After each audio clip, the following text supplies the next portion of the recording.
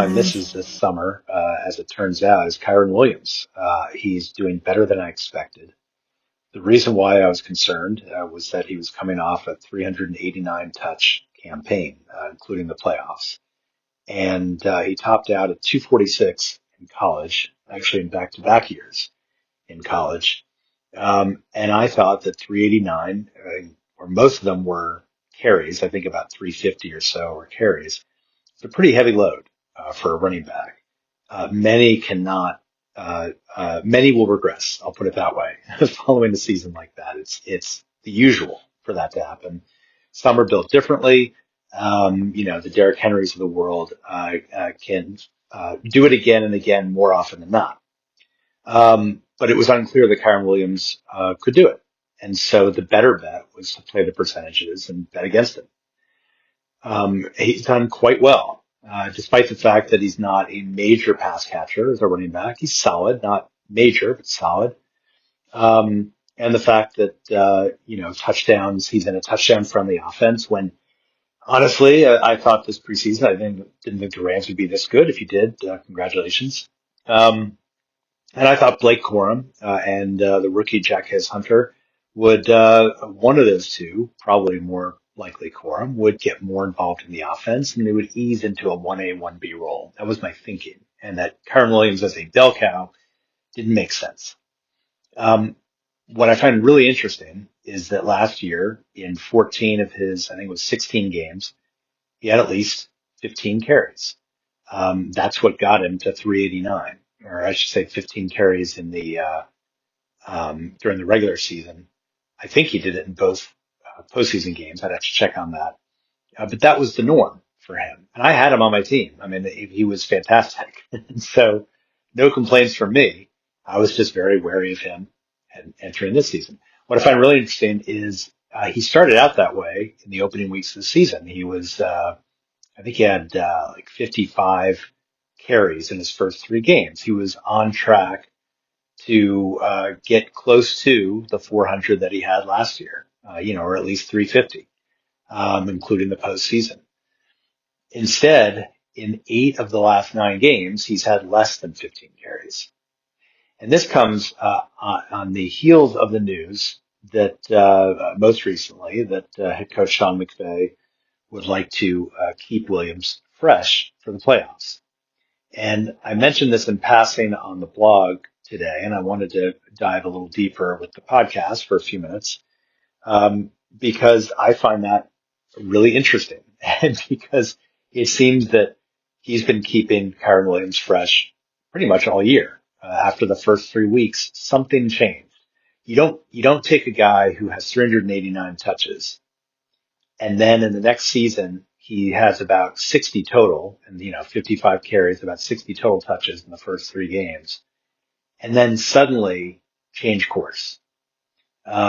Especially for a team as successful as the Rams, where they have very positive game scripts, and you would think that Kyren Williams would eat up more clock as a result. To have fewer carries and a very positive game script doesn't make much sense. If it were, the Saints and Alvin Kamara or something like that, you could imagine a case where Kamara, in a perfect world, if he were still, near prime Kamara, might be reduced somewhat if he wasn't the great pass catcher that he is. Okay, it's a terrible analogy. But if you've got a guy who's, a modest pass catcher like Kyren Williams, you really need a positive game script to make it work. You need to also have goal line carries. Kyren Williams is getting those carries. He's getting the positive game script, but it's not resulting in more touches. So it doesn't have an impact in fantasy, which I find fascinating. He's threading the needle of success despite the fact that his touches are down compared to last year. He is producing more efficiently on a per touch basis. The big question is it sustainable? I mean, over the course, if you were to ask me if he did this for 4 straight seasons, eventually it would catch up to him. The touchdowns wouldn't be as reliable. And at some point he would be more inclined to get those, 8 to 12 point games instead of the 12 to 16 point games. For now, it's working. So I was wrong because I thought he would be overworked again. I thought he would be close to 400 touches over the course of the season, and that with that kind of workload, he would break down. There would be something, a soft tissue issue, whatever would be, it would be something that would force the Rams to say, all right, we have these other two running backs. Blake Corum's ready to go. Let's just put Kyren Williams on ice. Let's get Corum in there and, wait until Williams is back to 100%. But if he's only getting 14, 13, 12 carries a game in 8 of the last 9 games, they're already kind of putting him on ice. I mean, he's a 1A who happens to be a pretty prolific scorer based on the number of touches he's getting. If you're in Dynasty, I think there's modest concern because only because if he's doing this well with this number of touches and the Rams are doing this well, it is quite likely that next year he's not suddenly going to go back to close to 400 touches. That they have Corum, that have Jekyll Hunter, and they could presumably get by on 250, 275 touches for Kyren Williams and still do fine.